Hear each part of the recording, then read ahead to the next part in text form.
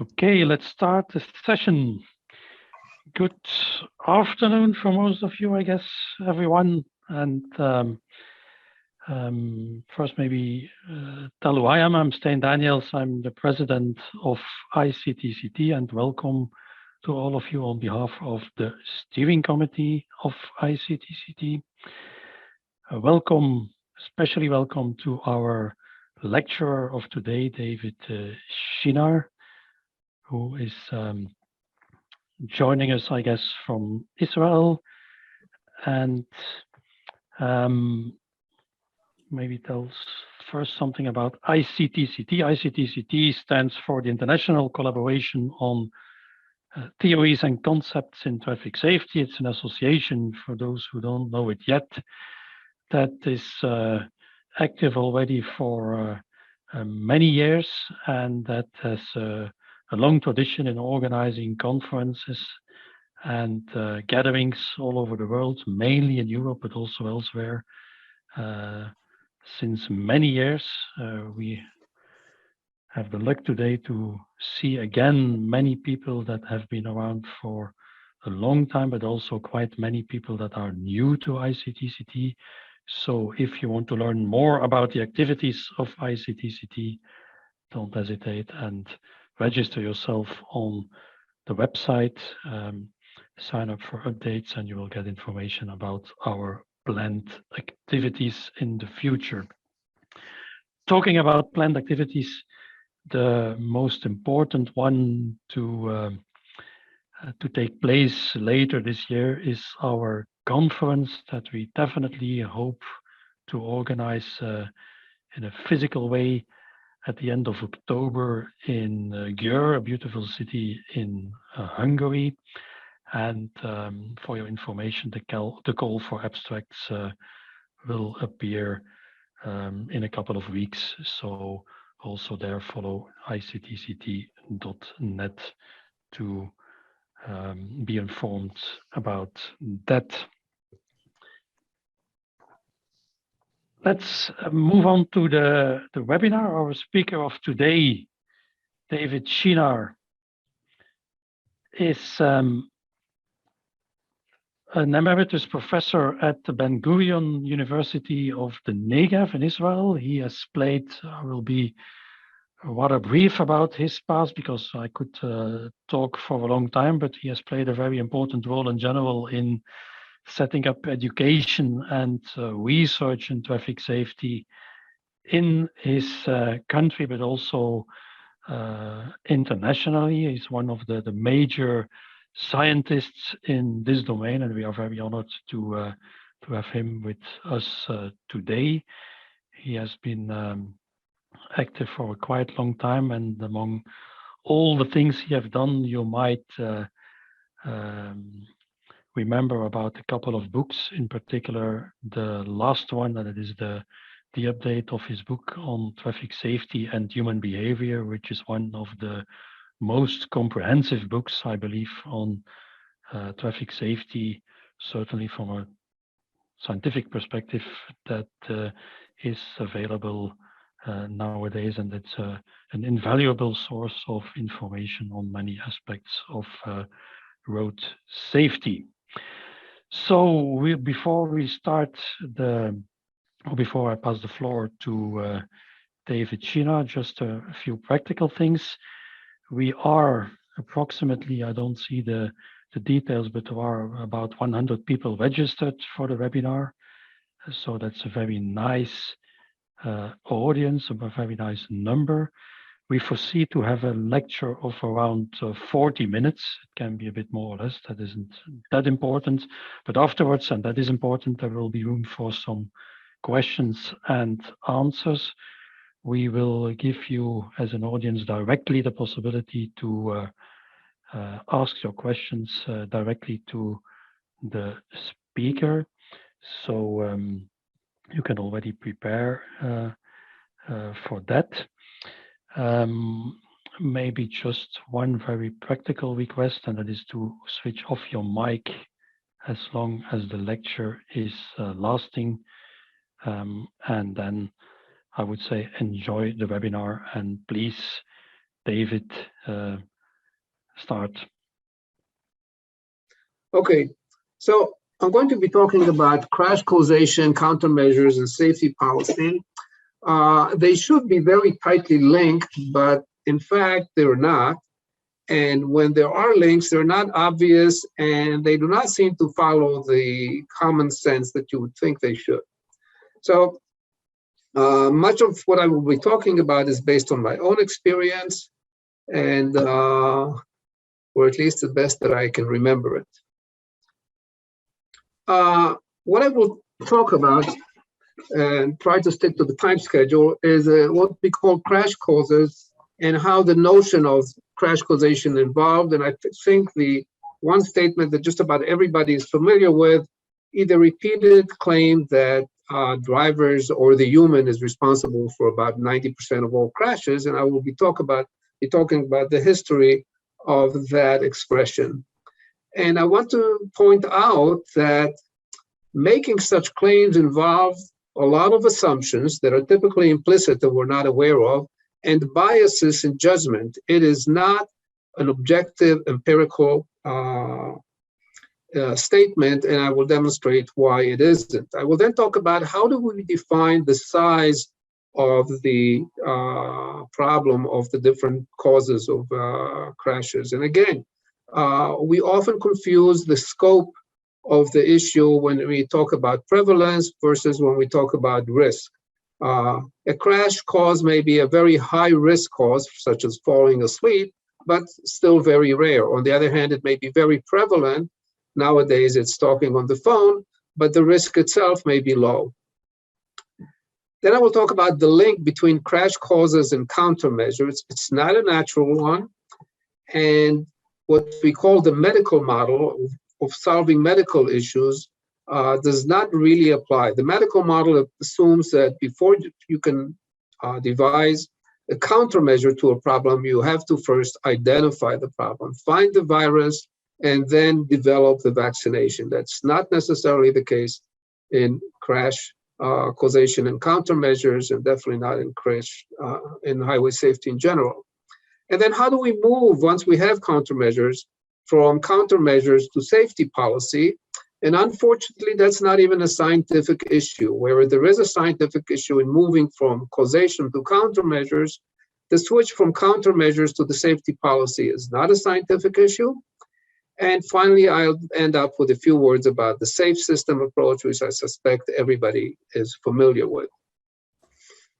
So what's a crash cause? Did the slide switch? Is it working? Yes, yes. Okay, thank you. All right. So one very common definition of a crash cause is that it's an event or behavior or a situation that immediately preceded the crash and made it inevitable. For instance, being distracted by texting. But it also implies that had all else been the same and I had not been distracted, or that particular behavior did not exist, the crash would not have occurred, it would have been prevented. So these two arguments are typically considered as a necessary and sufficient condition, but they really are not. If crash causation was a deterministic issue, then they would be necessary and sufficient. But to say that the cause of a crash was distraction does not imply that whenever you're distracted, you get into a crash. And so we have to remember that we're living in a stochastic, probabilistic world and not in a finite, deterministic one. Now, how you assess crash causes depends on several factors, and often we're not aware of those factors. First of all, it's who you ask, and I will talk about that. Then we typically consider a factor when it's a significant deviation for what we call the standard, the normal, or the expected. For instance, we expect drivers to be alert and attentive to the road at all times. And whenever the driver is not either alert or attentive to the road, we consider it a possible crash cause. Now then we have to determine how inattentive the driver is before we can state that it was a cause. When we determine causes, it's also important to consider the data sources.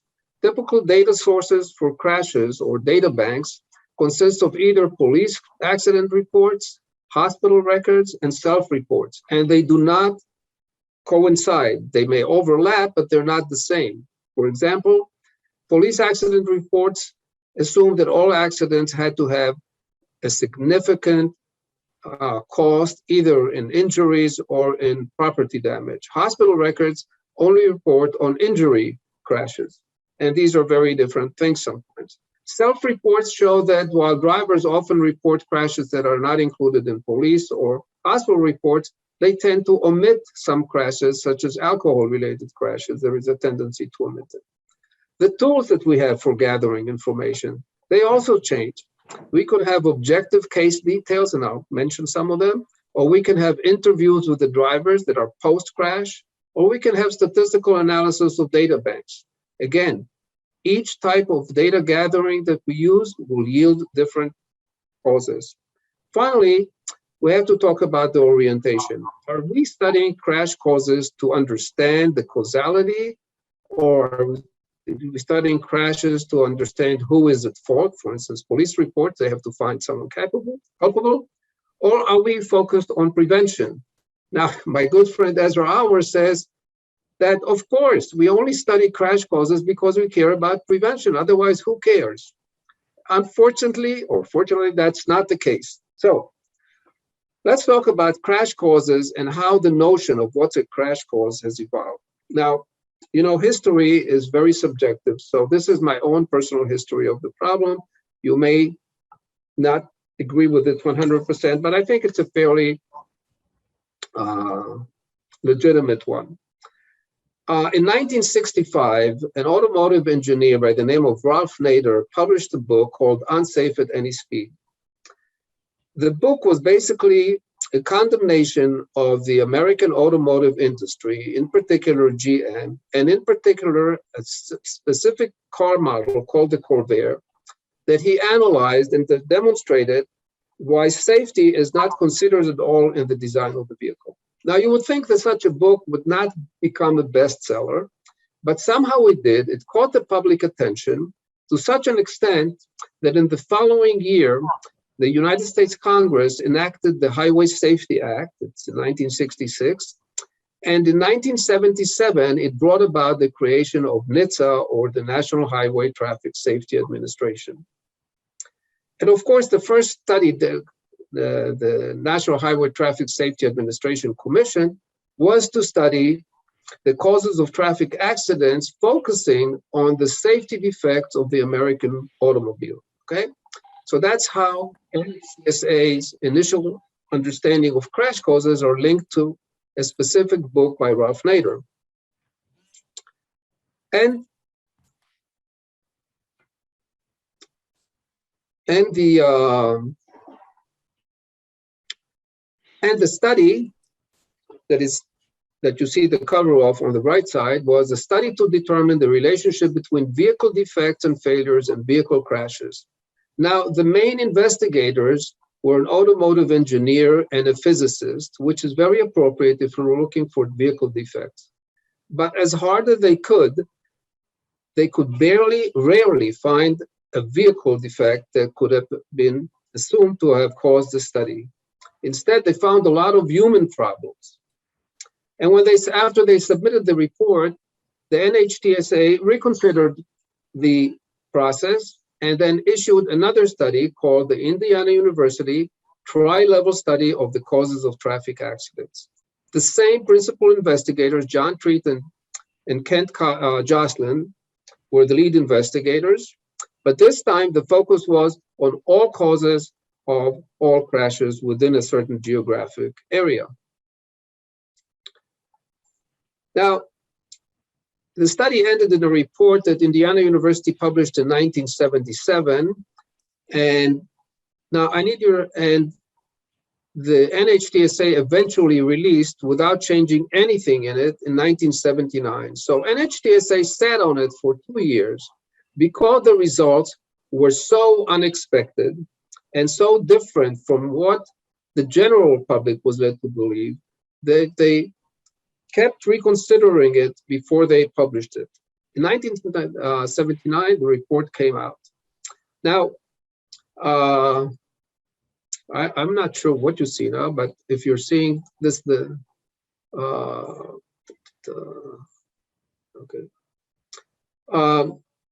This is not an important fact, but I will mention it anyway. One of the junior researchers in that study was David Shinar. So that was actually my initiation into highway safety investigations. Now, in this study, I will have to say a few words about how it was done. Whenever a crash occurred, a team of 2 investigators would rush to the accident site and take a lot of pictures, try to interview all the people involved, and then ask them if they would be willing to participate in an in-depth investigation of the study. If they were, the study continued with the same crash. If not, it became a crash in the data bank of on-site investigation, meaning investigations that were conducted at the site of the crash. If the participants agreed to an in-depth investigation, then a multidisciplinary team would re-examine the crash, and the team consisted of an automotive engineer, the psychologist, which was me, and the crash reconstructionist. Each of us would gather all the data that they could. They would sit together in a meeting, and then we would decide on the crash causes, and I will not belabor the decision process, but it was very, very structured. And the main findings of this study are all encapsulated in this slide. And the caption of the slide is, human causes are responsible for about 92% of all crashes. And there are more than 100% of causes. Now, the slide is a little confusing. I'll try to simplify it. On the right side, right here, can you see the cursor? Stin, can you see the cursor? Okay. On the right side are the results of the on-site investigation, and the data sample was over 2,000 crashes.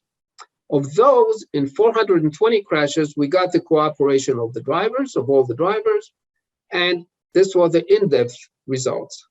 Now, once a crash was being analyzed, we look at all the reasons that the crash has happened. Let's say there was a vehicle defect, such as worn out brakes, okay? And there was nothing else wrong with the driver, nothing wrong with the environment, just that vehicle defect. So that would be 2%, that turned out to be about 2% of all crashes were responded, the cause were exclusively a vehicle defect. But there were other crashes where the cause could be a combination of a vehicle defect and an environmental one, like this one here. In other words, it could be worn brakes, but the road was also wet. And in that case, if you take either cause out, if either the faulty brakes are taken out, or either the road is dry, the crash would not have happened. So it took the 2 things together to make the crash inevitable. And then there were cases where there was a vehicle and the environment and the human, and there were cases where the human and the vehicle, and you add up all these percentages, you get something a little over 12%. You follow the same logic for the environmental causes and the human causes, and you come out with these statistics, and the human, and both the in-depth and the on-site, is about 90%. And that's a whopping amount. That's basically saying what some Detroit engineers will always argue, that there is only one nut that is responsible for the crashes, and that's the nut behind the wheel. Now, of course, these results made the automotive engineers in Detroit very, very happy. And most people used their interpretation to go along with that kind of a conclusion.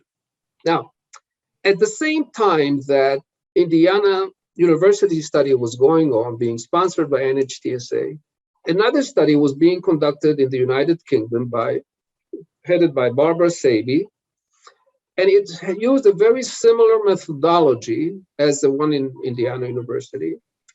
And the 2 studies were going on at the same time. But interestingly, because communications was not what it is today, it may be what it is today in Ukraine, but phone calls were very expensive. There were not many conferences to share information. People didn't travel much. and technical reports were not being disseminated on internet. There was no internet. So the two studies were going on at the same time without each team knowing anything about the other until the two studies actually came out. And when they came out, the results were very interesting, and I would say quite unexpected. In the United Kingdom, with over 2,000 cases, 90% of the cases, it was a human failure. In Indiana University, with a 420, it was 93%. The environment was second in ranking, and the vehicle was the far third cause of crashes. And again, we have more than 100% percent totals because a crash could be caused by more than one factor. So the fact that US and England came out with very similar findings was striking, because if you stop and think about it, the vehicles are very different. The vehicles in England were small, mostly British car and some European cars. In the United States, there were large behemoths, the old American cars, which were huge to negotiate. The environment was different. The roads were different. In the United States, they drove in the right. In England, as the Americans say, they drove on the wrong. And the drivers were different. The licensing criteria, so everything was different, yet the results were so similar. And that was another nail in the coffin of considering other things other than the human in particular. So time goes by, and after several years, the NHTSA says we should reconsider the issue and see what has changed over the past 10 years. And then they did another study 10 years later and to reconsider the issues again. And these were the results that they got from different studies. So the first two are the United Kingdom and Indiana. The next one is an American one called Unsafe Driving Actions. The following one is a huge database called National Motor Vehicle Crash Causation Study. And finally, there was a European study called GDAS, a German in-depth accident study. Methodology was quite similar. Whenever a crash occurred, teams would rush to the site, interview drivers, collect data. In the case of the large American study here, the NIMVEX, it was different. They did not go to the site. They just reanalyzed all the data that was available from their teams and on-site teams and from the police records. But in all of these studies, the human came right at top, almost 100% human. The UDA, by the way, was nearly 100% because it focused on accidents that initially were suspected to be caused by a human failure. Anyway, looking at all of these studies over the years, up until 2010, suggested that the more things change, nothing changes, and everything remains the same. Then came along the SHARP study, which was the first large-scale naturalistic driving study. The SHARP study was different because instead of relying on post hoc analysis of why a crash happened using subjective information, it used objective information. Over 3,000 drivers were tracked for an average of a year and a half in their own vehicles, and the vehicles was instrumented with multiple cameras and multiple sensors so that whenever a crash occurred, you could go back and study and look at what the scene looked like, who were the other approaching drivers, if there were any, what were the road conditions, were there view obstruction, what the driver was doing, was the driver on the phone, was the driver texting, were the driver's feet on the brakes, was he adjusting a stereo or she adjusting? So you could actually objectively determine everything. And using that objective data, still with subjective decisions, they came up with a finding that 88% of the crashes were due to a human failure. And I'll talk about it later, mostly distractions. And then environment was the far second, and vehicle was rarely involved. So with all of these results, we have to consider what the problem is. Now, I just want to, before I get into it, I just want to make one statement about comparison between the original Indiana study and the SHARP naturalistic study. the human was prevalent, the human factor was prevalent in both of these to pretty much the same extent. But if you look at finer categories, for instance, cell phones, okay? Cell phones were involved in 21% of the SHARP study, but they were not in the Indiana University for the reason that there were no cell phones. On the other hand, there were cassette players. There were other in-vehicle distractions. Distractions in general were 36% in the 1970 studies and almost twice as much in the SHARP. But the definition of distraction difference. So if you get into the more specific categories and you compare studies, you have to be very careful because the definitions are different. Now, I have to ask you, what do you see now? Do you see a picture or just a slide without a picture? We see a slide with a picture. You see it with a picture. Okay, I wish you didn't see the picture, but anyway, we'll manage with that. So let's, for instance, consider a hypothetical crash that occurred this year in the United States. A 50-year-old driver driving on an old 2-lane road, driving in 2002 Toyota, so 20-year-old car, but it's in good condition, passed the periodic motor vehicle inspection, and going at 90 kilometers per hour right into this 30-degree curve that you see here. And I want you to think for a minute, if you had to guess or hypothesize what the cause of this crash would be, or causes, principal and secondary, what would they be? There would be human, or which human causes, which environmental causes, and which vehicular causes. So I'm trying to get you active, and obviously we can't do that with the Zoom, but take 10 seconds to think what could be the main causes of this crash.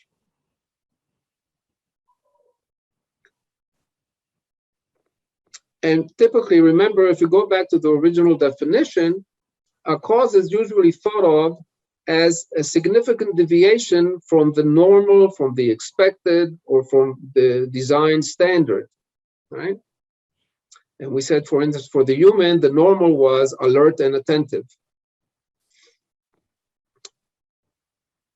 And I don't know what the makeup of the audience in this group is, but if you are highway engineers, I would suspect that highway engineers might come up with different causes than psychologists. But anyway, what are these deviations before we consider that the human, roadway, or vehicle were the cause? Okay, for the human, the deviations have to be some sense alert, deviation from alert and attentive. For the roadway, we often talk about crash modification factors, okay? What was wrong with it that a crash modification factor could change if you change the environment? And I won't say anything right now. For the vehicle, behind vehicle maintenance and meeting the periodic motor vehicle criteria is the design of the vehicle state of the art. Is it normal to have a braking based on old drum brakes rather than a new braking system with electronic stability control and an adaptive cruise control? So what's a norm?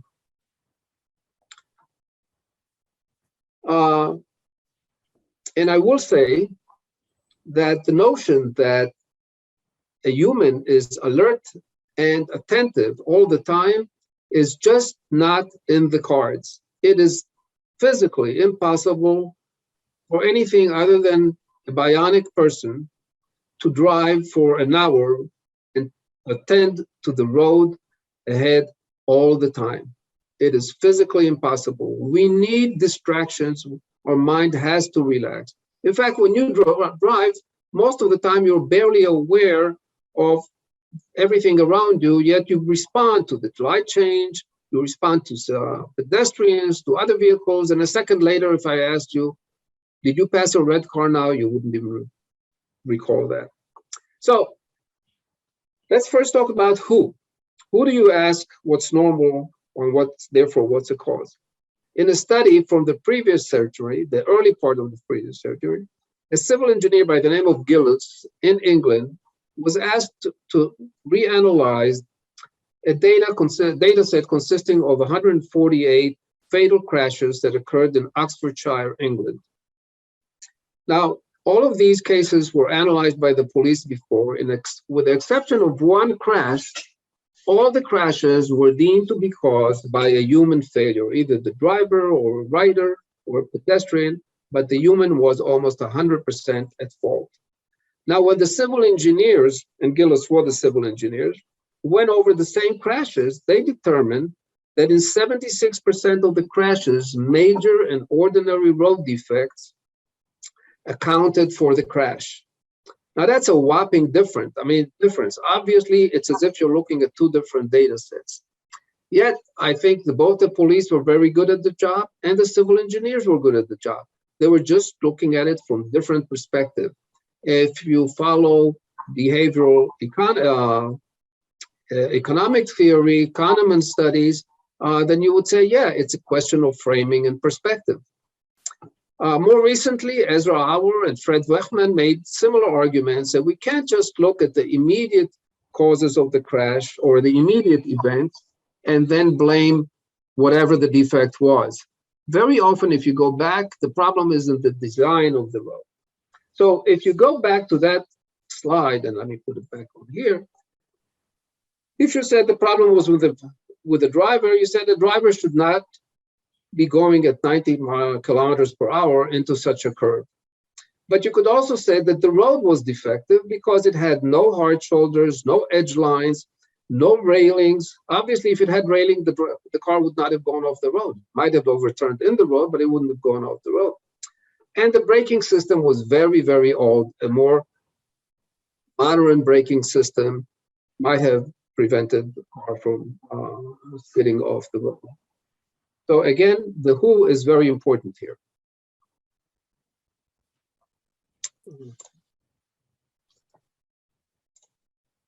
Now, let's talk about the thresholds that we have and biases that we have in assessing cause. Again, I'm putting the human, the environment, the vehicle as generalized primary factors. And there is a thing called the threshold. How much of a deviation from the norm would you say has to exist before you say the person, environment, or vehicle failed? Okay, how fatigued is fatigued enough to be assigned as a cause of an accident? Well, let's consider a very common accident when one driver fails to stop at a stop sign at an intersection and collides with another driver. When it comes to the human part, obviously, if the person is texting, you say, oh, texting is responsible. The driver was distracted, was not attending to the road, so it's human. If the driver is not texting, but looking at the road, but talking on the road, then you're very likely to say, cognitive distraction. Of course, he may be, his eyes are there, but his mind is not there. In the Indiana University study, we call that type of a human error called look but did not see. And there could be other distractions. Maybe the driver was looking at the roadside sign. Maybe he was looking at a pedestrian on the road, a kid that might be jumping into the road. So all of these would be considered valid arguments for assigning blame to the driver. Or if the driver was even occupied in thoughts, thinking about something and not attending to the road in his mind. If the radio was on, we maybe not charge the driver as being distracted because we're used to driving with the radio or with the passenger talking. And obviously, if the driver is actually alert and attentive, and we have all the data to show that, we wouldn't charge the driver. But the threshold for charging the driver with an error or a failure is very, very low. In other words, as soon as you deviate even slightly from the expected norm of alert and attentive, we fault the driver. And again, I said before, and I will repeat it, all the cognitive psychology information that we have tells us that we cannot attend continuously to our environment for more than 20 minutes or so. For any longer duration, it's too fatiguing to be attentive all the time. And when it comes to the environment, let's say that the stop sign was just not there, or it was a non-standard sign, then we might be likely to fault the environment. Or let's say the stop sign was hidden by foliage or from trees or by a truck that was parked right in front of it, then we might cite the environment. But if it was an issue of a glare that the driver couldn't see well, or the stop sign was masked by other distractions around there, or it was slightly faded, we wouldn't cite the environment. Obviously, if it's visible and conspicuous, we wouldn't cite it. So here, our criteria is much higher, the threshold is higher, and we will be less likely to cite the environment. With respect to the vehicle, if the vehicle lost all the brake fluid, and usually when that happens, it's a sudden event and the driver has no indication beforehand, before trying to press the brake, then we would cite the vehicle. But short of that, we wouldn't cite the driver simply because he had an old drum pad system, no disc brakes, no ABS, no ESP, no adaptive cruise control. Now, these are all state-of-the-art braking systems. So even if a driver is distracted with a very good system now, they might be still able to stop in time. But we don't consider that as a cause because we accept the car as it passed the periodic motor vehicle inspection as normal, adequate, and definitely not a cause of the crash. So we set a very high threshold for the vehicle, a somewhat lower threshold for the environment, and a very low threshold for the human. And it's obvious that as you shift the threshold, you will get more or less crashes assigned to that issue. So if you shift the threshold for the human, you will get very few or many fewer human errors than you usually get. And so this whole notion of why we have 90% may not be so much that nothing has changed in the driving environment, in our driving style and in the roadway, but that nothing has changed in our mindset. The problem then may become one of the mindset.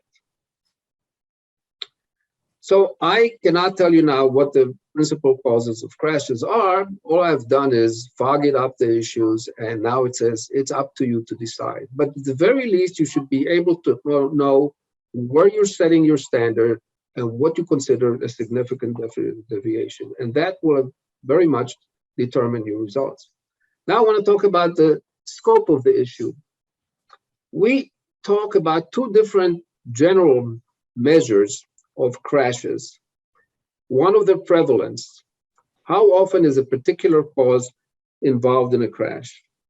And then we talk about a totally different measure. How likely is a particular cause to cause an accident? And these two are very different. And different study methods have different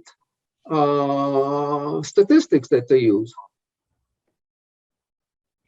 In-depth crash studies, such as Indiana University and all the other studies that I just mentioned, only tell you about prevalence. They tell you how many crashes involve distractions, how many crashes involve bad brakes or faulty tires. But they don't tell you how likely the distractions or the faulty tires were to cause a crash, because we don't have a control sample. The control sample should be of the vehicles driving on the roads under the same conditions and not being involved in the crash. And then you could measure the tires in the general traffic, or the tires in the crash database, and see if it's much more prevalent in the crash database. That's how we in general determine the importance of alcohol to crash causation. We look at the amount of alcohol in drivers involved in crashes versus the amount of alcohol that is there in drivers on the road when they're not crashing. But in-depth crash studies cannot tell us that. Now, you could argue that if you wear shoes, wearing shoes is a crash cause, because in 100% of the crashes in the Indiana University and all the other studies, the drivers had shoes on. The reason we don't do that is that we have an intuitive theory of what could be a crash cause. So we look for these concepts that intuitively we consider potential crash causes. And we don't consider wearing shoes a crash cause, and therefore we don't look at it. But we do consider distraction, being distracted, having bad brakes, having bad tires. We do consider them as potential for causes, and then we look at their prevalence. If we go to the right side of this slide, epidemiological studies, they typically tell you about the over-involvement of a factor, the likelihood or the odds ratio. So they can tell you how much is the factor to what extent is the factor responsible for causing a crash. For instance, the first and significant studies on the role of cell phones by Rettelmeyer and Tibshirani looked at the over-involvement of cell phone use in crashes versus their use by the same drivers in non-crash situations. And they found that in the crash situation, people were much more likely to use a cell phone. In fact, about 4 times as much as when they're not using the cell phones. So they tell you, but they didn't say anything about the prevalence. The naturalistic driving studies are unique because they can give us information both for the control sample of the drivers while they're driving, and of that same set of drivers when they get involved in a crash. Because all the data of the driving is being recorded whether they have a crash or not. So we can compare the control data with the crash data to look at likelihood ratio, and we can look at all the crashes to study the prevalence. That's possibly the most important aspect of naturalistic driving studies, in addition to the fact that the information is much more objective.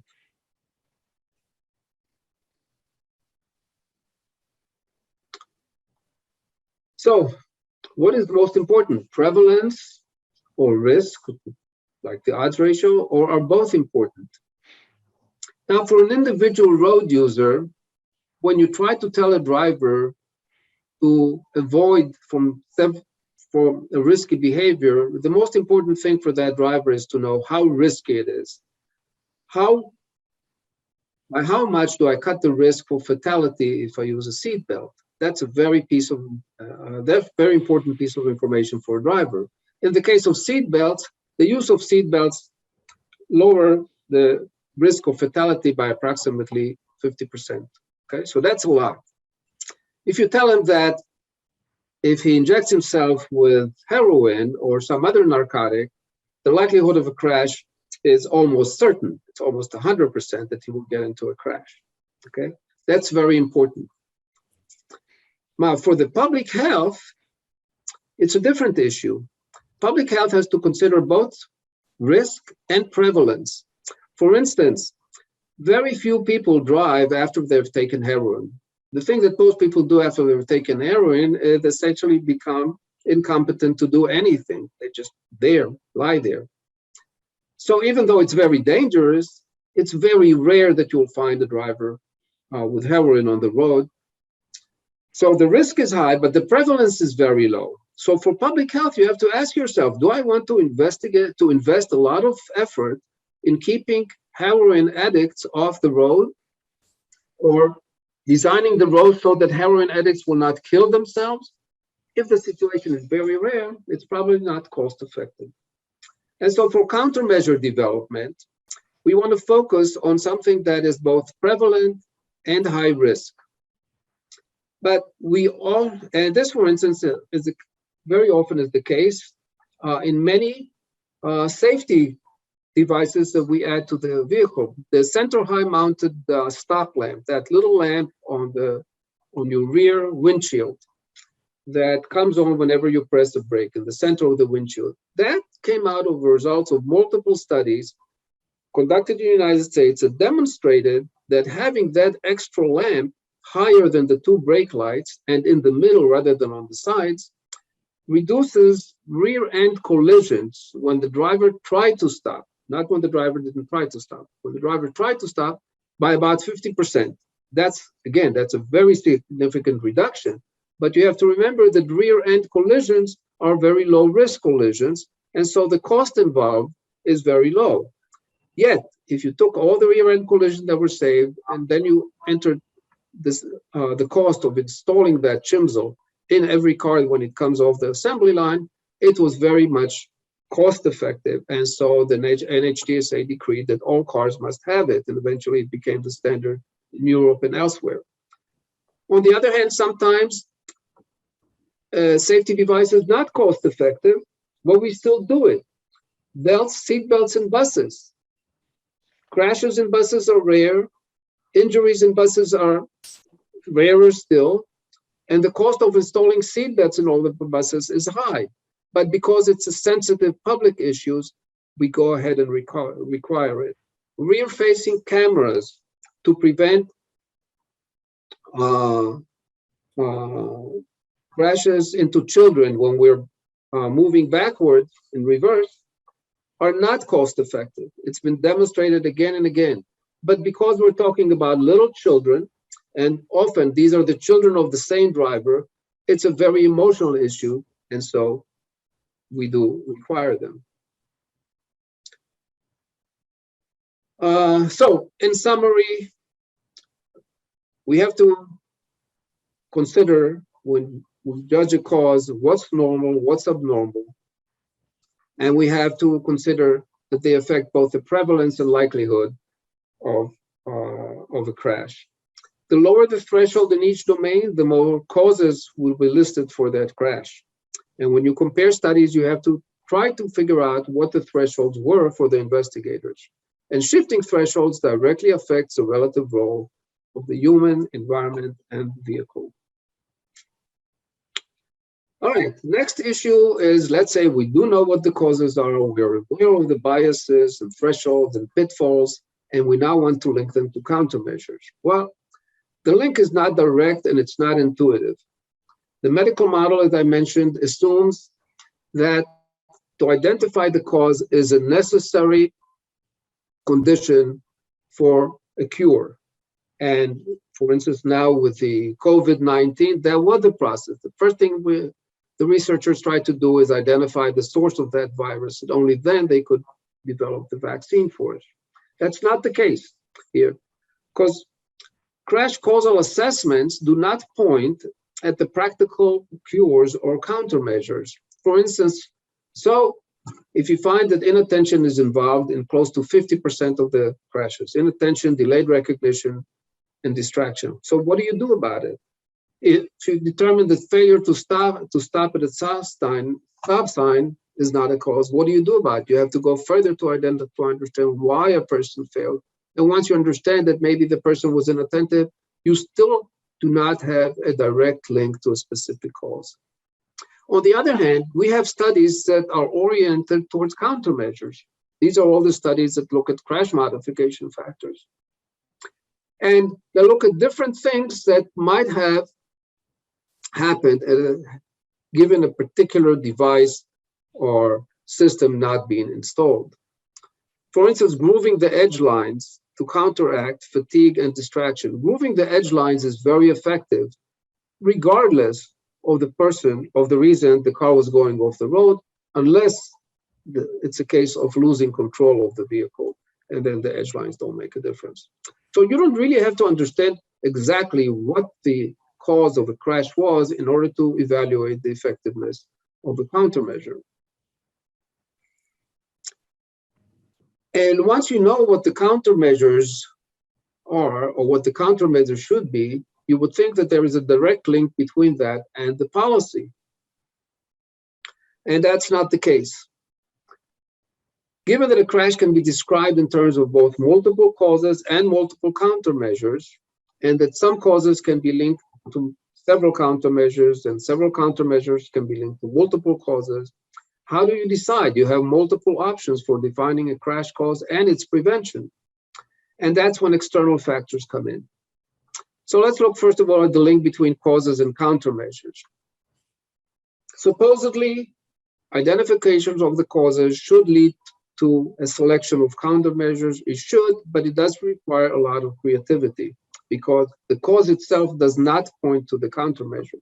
More important, a human cause can be remedied with a vehicle countermeasures, or a vehicle cause can be remedied with a human countermeasures, and so on. So the fact that the cause is human does not mean that the solution or the countermeasures is human.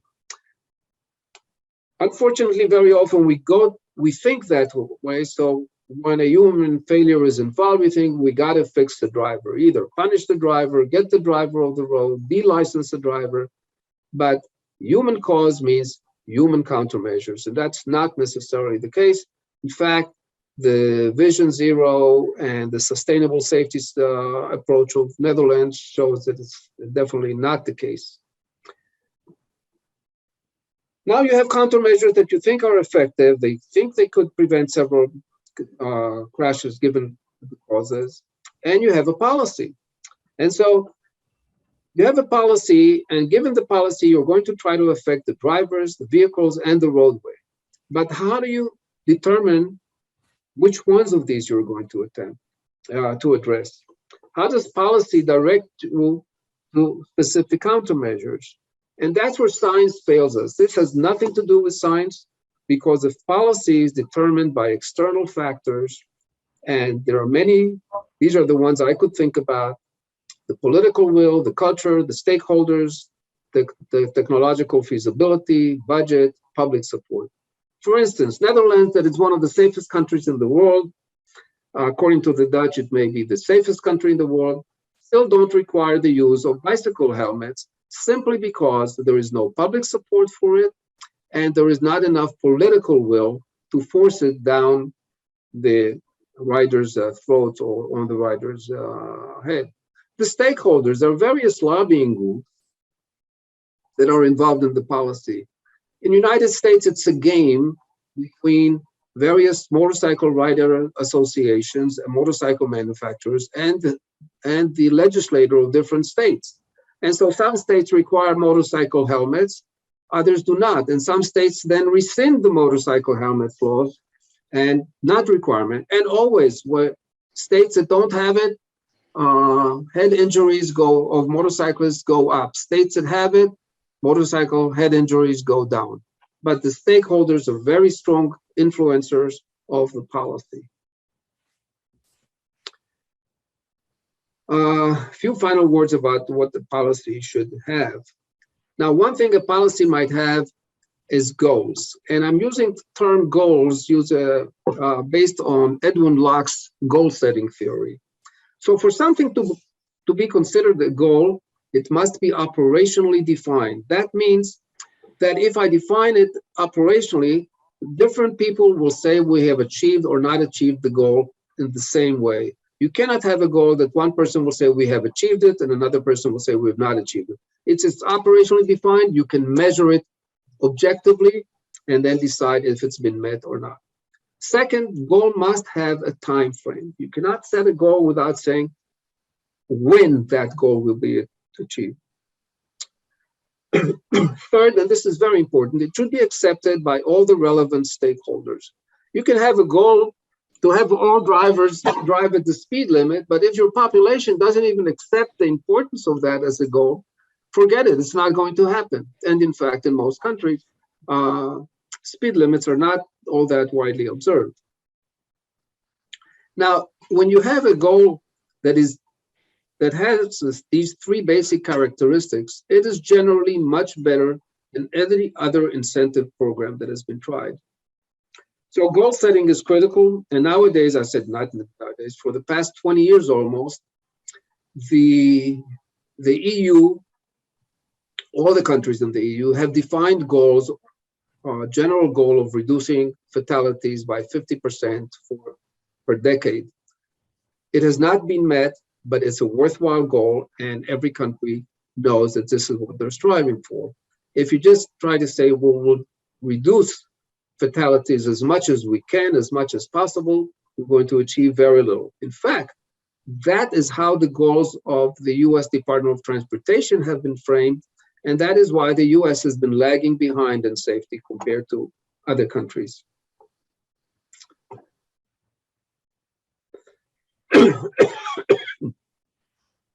Now, one policy that has become very common now is the one that adopts a safe system approach. And I think most of the people in the audience here are very familiar with the safe system approach, so I would say very little about it, except to say that it's a common name for programs that adhere to similar principles, but not to identical or even similar solutions.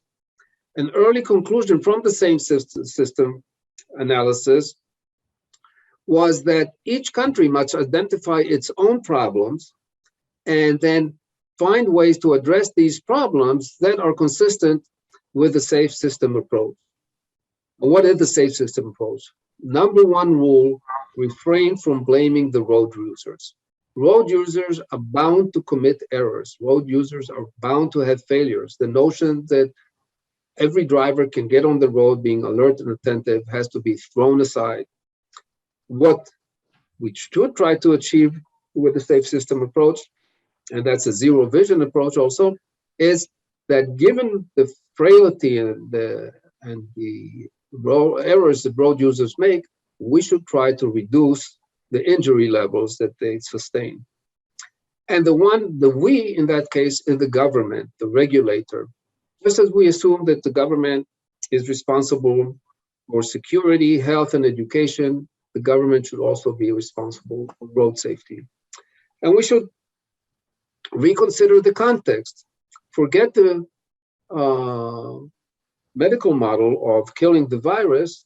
Instead, try to change the breeding ground so that the environment will not lead the driver into making these errors. In Dutch, there is a woonerf, or shared space roads. Traffic calming is another term. And all these are better than enforcement. And again, set quantifiable goals and check progress so that you can see if you're getting there or not. If you want to reduce drunk driving by a certain, you have to specify a certain percent by a certain time, and then you have to set up a measuring way so that you can address drunk driving on the roads and see if you are making the progress. Finally, I want to make one final comment on this, is try to think out of the box.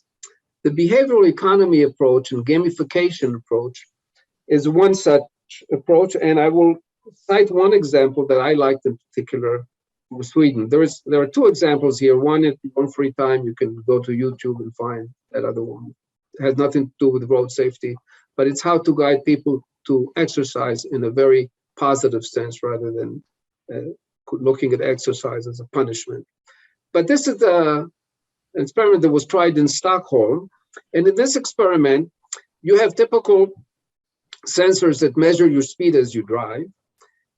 And if we had an ISA type of speed enforcement, then whenever you exceed the speed limit, you might get a ticket. But here it's different. Here, the system is a raffle, a lottery, if you wish. Whenever you exceed the speed limit, you get a ticket. But whenever you drive within the speed limit, you get a prize, you get some money. The money that you get comes from the tickets that other people, the violators, pay. So when you're driving, it's not just that you get punished if you violate the speeding law, but that you can also get reinforced if you don't, all right? Which is a very nice way to think about it. And when they did this experiment and studied its effects on over 20,000 drivers, they found a 22% reduction in speeding. So again, you know, this is creative, has nothing to do with science, but it is consistent with what our scientific knowledge is today. So, in summary, we have made the great strides in safety relative to crash causes, countermeasures, and policy. We started by blaming the vehicle and the automotive industries in the 60s of the past century. We moved on to blame the road users. Then we started reassessing causes and countermeasures, shifting the countermeasures from the road users to other options. Then we came out with the safe system and the zero vision approach, and that's where we are today. And I think we are on a very good road. And with that, I will end. Thank you. Hello, is anybody still there? Thank you, David, for a very interesting presentation. I think we can have some time left for some questions, and these will be moderated by Alexei Loeshin from Lund University. Yeah, well, actually, we don't have time, but I would suggest we decide that we take 10 minutes at least for the questions, because we already passed the time we were supposed to finish. So we change a bit the rules. Please don't write your questions in the chat. Instead, write your name, and then I will moderate and just tell you whom turn it is to speak. And in the meanwhile, I have a question. I reacted a little bit when you started to talk about cost effectiveness. Do you have any reflections on how it relates to Vision Zero and all the discussions that all lives have to be saved? Yeah, actually, yes, I do have some thoughts about it. First of all, Vision Zero deviates from the notion of cost effectiveness. Vision Zero said that we should do everything we can to prevent loss of life, okay? And that is everything. All other safety approaches that are taken by other countries, it says, what's the best way given the budget that we have? Where should we invest our dollars?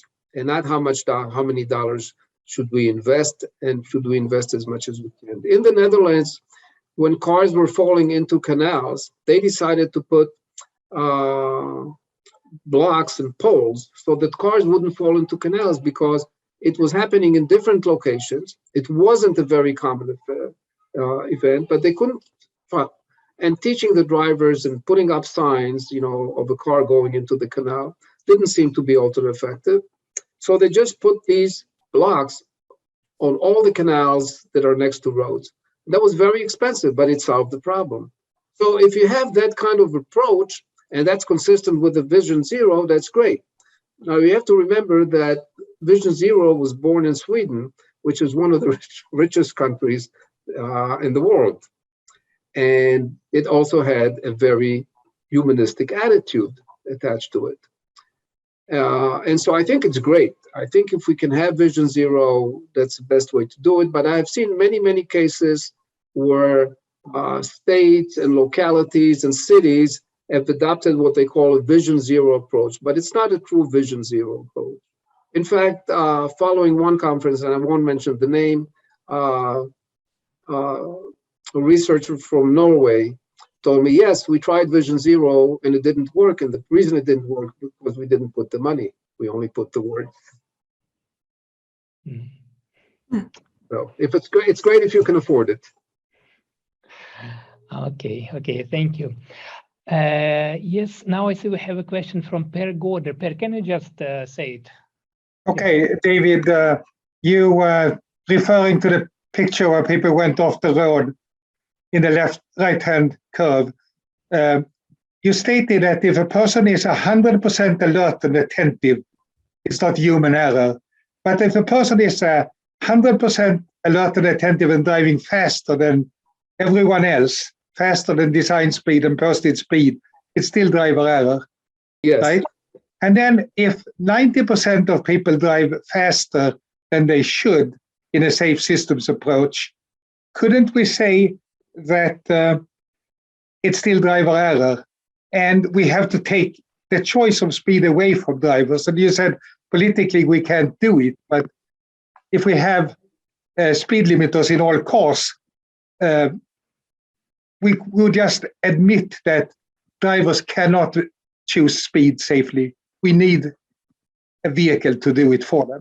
That's my question. So, first of all, I agree with everything you said. But I will add to that. There is an old traffic safety tale that was written by Frank Haidt, and it's a spoof. It's a fairy tale. And he said basically in some place they designed a new bridge, but because they had cost overruns, they decided to leave out the rails on the side, because that's not a bridge issue. So they left out the rails. And of course, cars started falling off the bridge.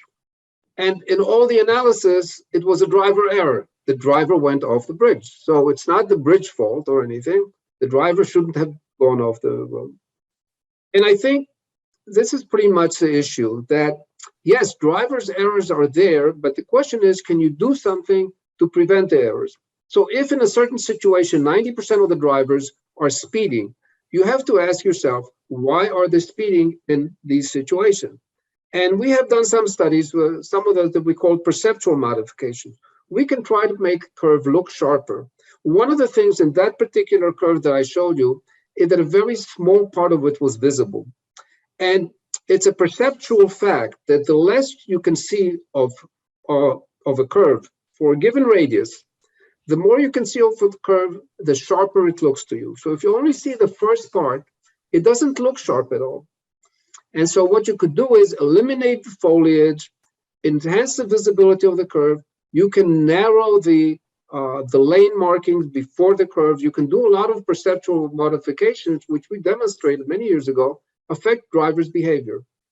When all else fails, eliminate the curve. You said, this is not a good road. If 90% of people crash because they're speeding, obviously something is wrong. If I can't change every driver, especially the one who hasn't come yet, I have to consider other approaches. And I think, yes, there will always be some people who like to take risks, okay? So when we talk about crashes, we eliminate right away attempted suicides. We eliminate very high risk driving because people want to test the limits of their cars or themselves. These we have to live with. But for the driver who just wants to get to the other end safely, I think we can do a lot of things. And yes, training, educating, licensing, all come into play, but they're less effective and they're very labor intensive. And I'm saying that as a psychologist. Thank you. Mm-hmm. Okay, I don't really see any more questions in the chat. So I would ask directly, any last minute question? We have 1 minute left.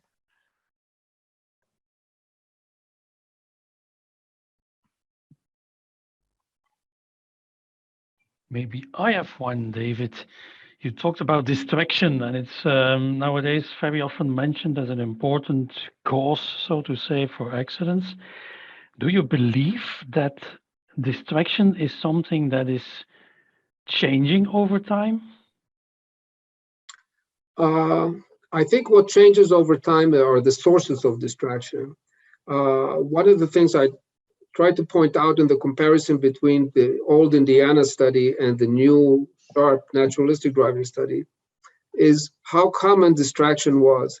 So when we did not have cell phones, we had other sources of distractions. The human mind searches for change. Looking at a constant road that doesn't change is very fatiguing. We look for interesting information, something to attend to other than a boring roadway ahead. And so we seek distractions. It's a way of staying awake. And I think we have to consider which are more and less distracting of the activities that we engage in. And I know that I've had many discussions with people at NHTSA. They couldn't believe that people would be actually driving and texting at the same time. They were worried about people talking on the phone. And somebody said, talking on the phone, the kids are actually texting. And to some people, that was unbelievable. And I have to tell you, I find it very hard when I get a beep from my phone that I have a new text message. I have a very hard time controlling myself. And so what I will do, as soon as I stop at a signal or something like that, I will look at it. But younger people don't. They just do it. And they even, we did that in a simulation study. We asked older people and younger people to respond to telephone conversation, and we gave them incentives in terms of the payment. So the younger people, no matter what the driving situation in the simulator was, when the phone rang, they picked it up. Or when they got a message, they answered it. The older people were more sensitive to the roadway conditions. They also responded a lot of times, but they were more sensitive. Younger people just couldn't care less. They think they can handle everything. And they do handle the driving much better than older people. I don't know if I answered the question. But Thank you very much.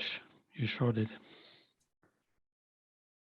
I see a comment from Ezra Hauer in the chat. Maybe, Ezra, you want to? I have a comment as well at some stage. Well, then I would say Nicole and Ezra, and then we really will close the session. Go ahead, Nicole. Oh, it's my turn. Okay. if you look at the final part of your presentation on policy making, I think you could make the same approach as for causation assessment. Causation assessment depends on the person or the type of person who does the assessment. And you could say that policy making depends very much on the actors themselves and their points of view. I'll give you an example to make things clear. In France, we had, as in most European countries, responsibility for road safety attributed to the Ministry of Transport. And when things went really wrong, it's the president, it's himself that took over the responsibility for a few years. Now, after that, we had our President Sarkozy that decided that because the speed limit system had, you know, with cameras and all that was working very well and very efficient, obviously this was the way for the future, and the responsibility for road safety was attributed to the Ministry of Interior, to the police, basically, the Ministry of Interior. And bang goes the same system approach, bang goes planning policy, everything is the human being again, everything is punition, is not even incentive, just punition, just penalties. Yeah. And if anything happens, it's your fault. In fact, what happens after that, it has feedbacks also, because for instance, our camera system was more or less very well accepted by a majority of the population. There were studies around that. About 60% of the people at least agreed with it, but you knew where the camera were, you were warned, you couldn't say that it was to punish you, it was just, if you knew, you could avoid it. So that was fine, you could adapt your behavior. Now, everything is haphazard again, you don't know. And we have people actually on the roads protesting against the system. And now we have candidates for the next elections that have in their program, we are going to get away with the speed limits. So I think both, you know, the organization of road safety management must be in the good hands if you want anything to happen properly. The second thing is, if you don't do that, then everything goes down the drain. We're back to where we were in 1972, or just about. Yeah, I think we can be back where we were, except we were armed with much better data. I was a chief scientist for Israel National Road Safety Authority for a while. And that's when I learned for the first time that facts and data are only one component in the decision-making issue. And there are many other components. So the more data I have, the better armed with facts I was. I felt I could affect it more. But you're right. And that's where I said policy is determined by multiple factors. And our science is just one of them. You have to remember the people who make the decisions are elected, at least they are in most countries, and their constituents want certain things. And if their constituents don't want cameras, they will not support cameras. If they don't want a motorcycle helmet, they won't support motorcycle helmets, no matter what the science is. And that's why I said that's a sad fact of life, that policy is determined by things that we think are not relevant, but that's democracy, I guess. That's part of democracy. And maybe it's also part of the self-selection process, the Darwinian self-selection. I'm not sure. But I think that generally we are moving to a point where traffic casualties are becoming intolerable. We used to have many industrial accidents, and they're much rarer now. And I think now more and more people who are not researchers, not in traffic safety, will not accept death on the roads. And I think that's where science and our understanding of causation can help.